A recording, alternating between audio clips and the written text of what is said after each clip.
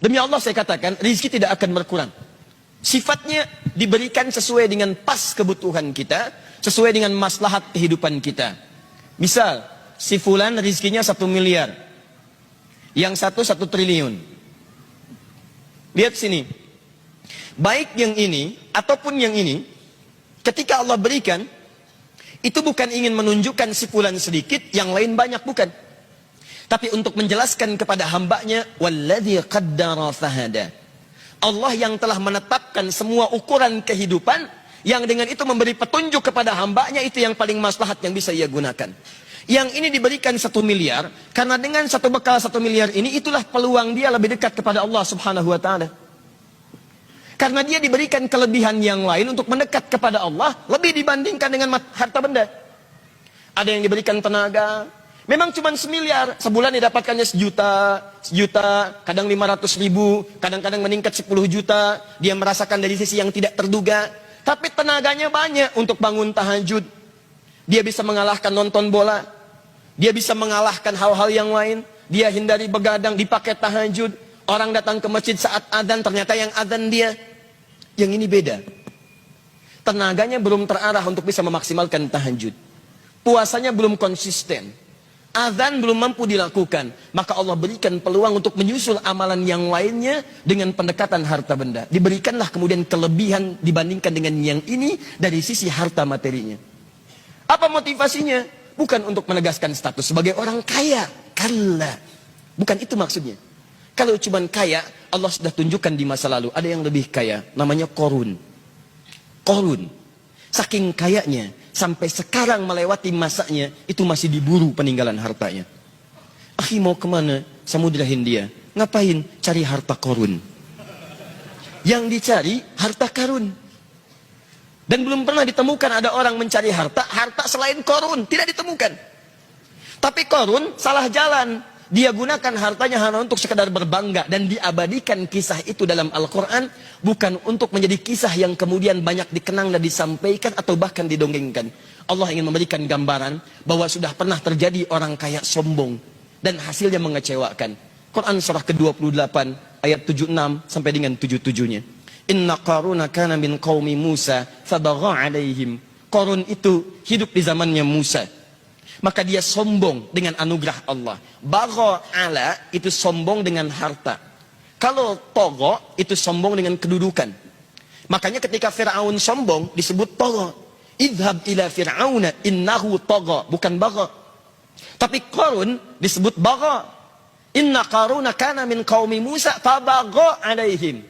Dalam bahasa Arab, kalau orang disematkan kalimat bagha pada dirinya, itu artinya sombong dalam hal status terkait dengan harta benda, hartawan. Kalau tagha, itu sombong dengan kedudukan. Alhamdulillah. Uniknya, dua-duanya hidup di masa yang sama.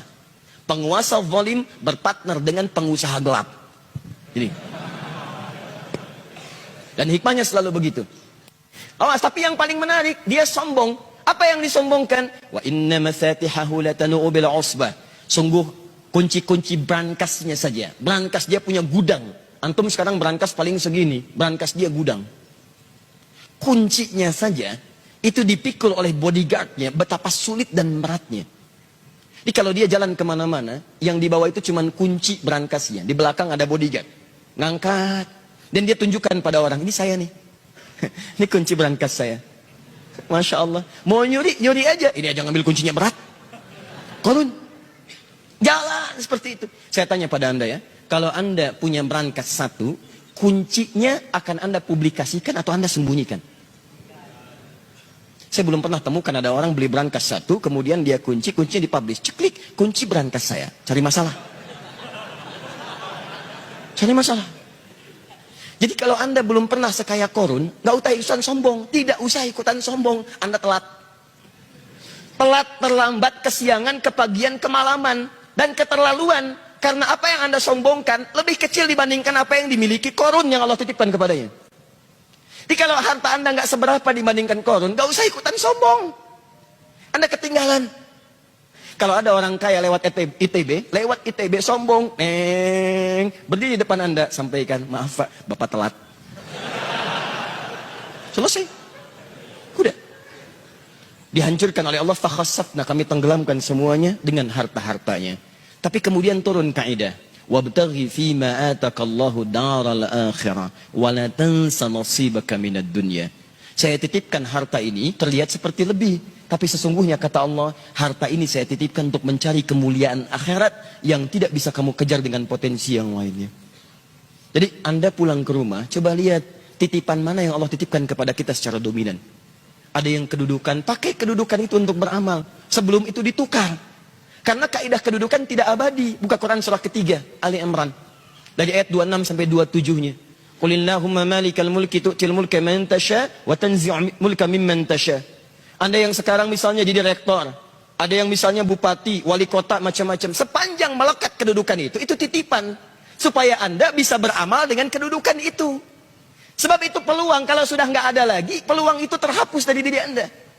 Mumpung Anda misalnya direktor nih, misal buat sebuah misalnya ketetapan, tanda tangan bagi mahasiswa, para dosen, ya ketika masuk waktu sholat diutamakan bagi siswa yang muslim, dosennya misalnya, ayo maksimalkan sholat berjamaah di masjid.